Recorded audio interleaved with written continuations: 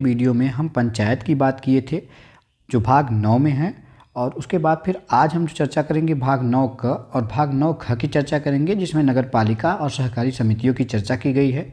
पिछले वीडियो में हमने एक डेट बताया था जो 74वां संविधान संशोधन था 1992, ये 1 नवंबर 1993 हम बताए थे, जबकि ये 1 जून 2000 जो है 1993 को पारित हुआ था। तो इस डेट में थोड़ी सी कन्फ्यूजन थी, इसके लिए हम माफ़ी चाहेंगे। और 1 जून 1993 को यह पारित हुआ था।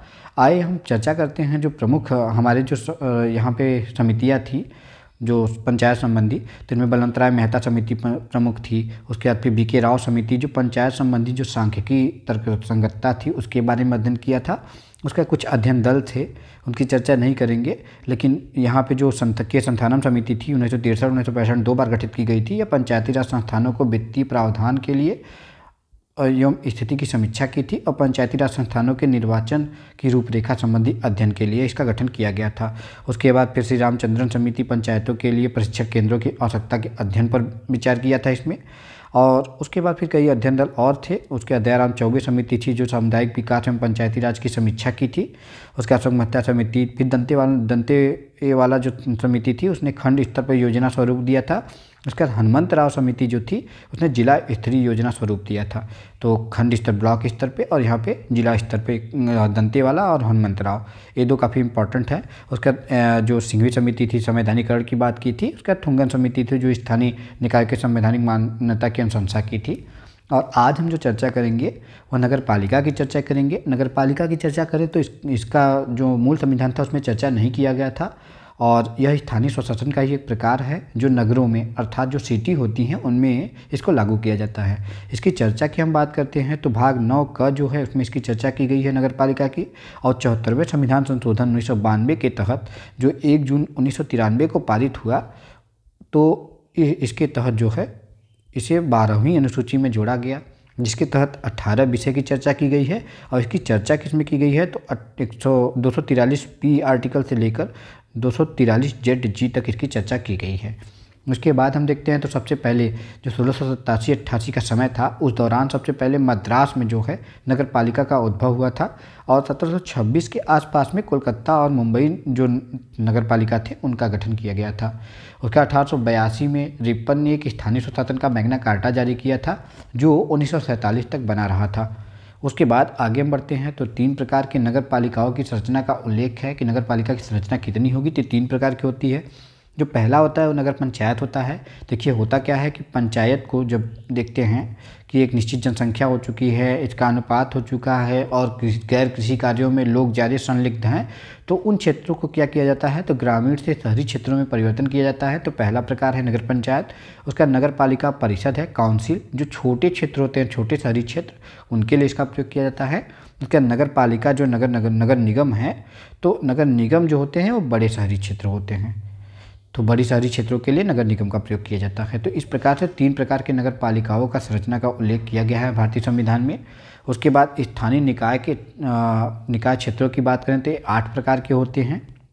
कौन कौन से हैं तो नगर निगम हो गया, नगर पालिका हो गया, अधिसूचित क्षेत्र समिति हो गई, नगरीय क्षेत्र समिति हो गई, छावनी बोर्ड हो गया जो कंटोनमेंट एरिया होता है। उसके बाद फिर टाउनशिप जो होता है वह जो, उसके बंदरगाह, उसके बाद फिर जो विशेष उद्देश्य एजेंसी होती हैं उनके बारे में।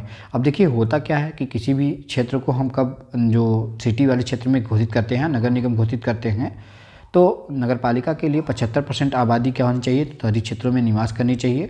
उसका 400 जो है इसका क्या होता है होना चाहिए तो जनघनत्व, मतलब 1000 व्यक्तियों के अगर देखेंगे तो उसके अपेक्षाकृत 400 जनसंख्या घनत्व इससे कम नहीं होना चाहिए, इससे कम नहीं होना चाहिए। उसका गैर कृषि कार्यों में जो रोजगार का प्रतिशत हो वो अधिक हो और आर्थिक महत्व के क्षेत्र में वह हो, तब जाके इसे क्या किया जाता है तो एक नगर पालिका या म्यूनिसिपालिटी घोषित की जाती है। इसके प्रमुख अनुच्छेदों की बात करें तो 243 जो है इसमें परिभाषा की बात की गई, नगर पालिका की परिभाषा। क्यू में जो है इसके गठन की विल्ट की बात की गई है। आर में जो है इसमें नगर पालिका की संरचना स्ट्रक्चर की बात की गई है, जो कंस्ट्रक्शन है उसकी चर्चा की बात की गई है। यस में जो है क्या बताया गया है तो वार्ड समितियों के गठन की एवं संरचना की चर्चा की गई है। और उसका टी में सीटों के आरक्षण संबंधी चर्चा, यू में कार्यकाल की चर्चा और जो सदस्यों की योग्यता है वो भी में चर्चा की गई है। W243 जो है शक्ति और प्राधिकार की चर्चा की गई है। और एक्स में जो है न्यायपालिका के करारोपण टैक्स, ठीक, एक्स और टैक्स। तो ये न्यायपालिका करारोपण की चर्चा की गई है, वाई में वित्त की चर्चा की गई है, जेड में जो है नगर पालिका के अंकेक्षर की चर्चा की गई है, जो लोक लेखा होता है उसकी चर्चा की गई है। 243 जेड ए में नगर पालिका का चुनाव की चर्चा की गई है। जेड वी में जो है वो किसकी चुनाव की गई है, तो केंद्र शासित प्रदेशों में भी यह लागू होगा। उसका जेड सी में यह बताया गया है कुछ क्षेत्रों में लागू नहीं होगा, जैसे जनजातीय क्षेत्र जो होते हैं उनमें लागू नहीं होगा। और जेड जी जो डी है उसमें जिला आयोजन समिति की बात की गई है। जेड ई में महानगरीय आयोजन समिति की बात की गई है। और जेड एफ में जो है नगर पालिका तथा विद्यमान कानून को जारी रखने का वह अधिकार की बात की गई है। जेड जी में जो है वह चुनावी मामलों पर न्यायालय होता है उसके न्यायालय है उसके हस्तक्षेप पर जो है रोक लगाया गया है। तो इस प्रकार से कुछ प्रमुख आर्टिकल हैं इनके जो काफ़ी इंपॉर्टेंट हैं, जिनमें अगर देखेंगे तो वित्त आयोग काफ़ी इंपॉर्टेंट है। उसके बाद अगर देखेंगे तो यहाँ पे जो जिला आयोजन समिति हो गई जेड डी, उसके महानगरीय आयोजन समिति ये काफ़ी इंपॉर्टेंट है। और नगर पालिका का चुनाव जो होता है जेड ए, इसकी चर्चा काफ़ी इंपॉर्टेंट है। और यहाँ पे देखेंगे तो नगर पालिका के गठन की चर्चा क्यों में की गई है, तो इसमें मतलब इसकी ये काफ़ी इंपॉर्टेंट है। और कार्यकाल जो यू में दिया गया है इस पर ये भी काफ़ी इंपॉर्टेंट है। तो ये कुछ इंपॉर्टेंट हैं आर्टिकल। उसके बाद सहकारी समितियों की चर्चा करते हैं, जो कोऑपरेटिव सोसाइटी होती हैं उनकी चर्चा करें तो भारतीय संविधान में इसकी चर्चा मूल संविधान में नहीं थी और 9 में इसकी चर्चा की गई थी। तो सहकारी समितियों को कब जोड़ा गया, तो 97 संविधान संशोधन 2011 के तहत जोड़ा गया था।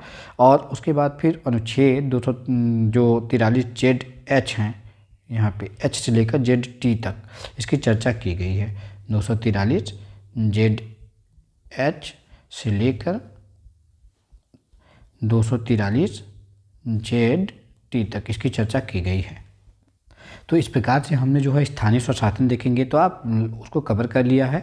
और स्थानीय स्वशासन में हम बताए थे कि सबसे पहले जो है चोल वंश के शासनकाल में यह सबसे पहले स्थानीय स्वशासन प्रारंभ हुआ था और रिपन को स्थानीय स्वशासन का जनक माना जाता है अंग्रेजों के शासनकाल में। और भारतीय संविधान में देखेंगे तो अनुच्छेद 40 में इसकी चर्चा की गई है।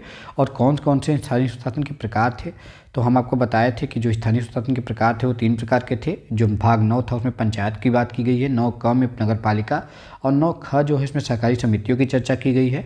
जो भाग 9 है उसको अगर देखेंगे आप 11वें अनुसूची के तहत जो है 73वें संविधान संशोधन 1992 के तहत 24 अप्रैल 1993 को जोड़ा गया था और इसी 24 अप्रैल को पंचायती राज दिवस के रूप में मनाया जाता है। और इसमें कौन कौन से आर्टिकल है, 243 से लेकर 243 ओ तक इसकी चर्चा की गई है, जिसमें 29 विषय हैं। उसके बाद भाग 9 का जोड़ा गया था जिसमें नगर पालिका की चर्चा है। और उसके बाद हम देखते हैं तो 74वें संविधान संशोधन 1992 के तथ्य से जोड़ा गया था, जो कब पारित किया गया था, लागू कब किया गया था, तो 1 जून 1993 को लागू किया गया था। अगर इसमें 18 विषय जोड़े गए थे और इसी के तहत 12वीं अनुसूची जोड़ी गई थी।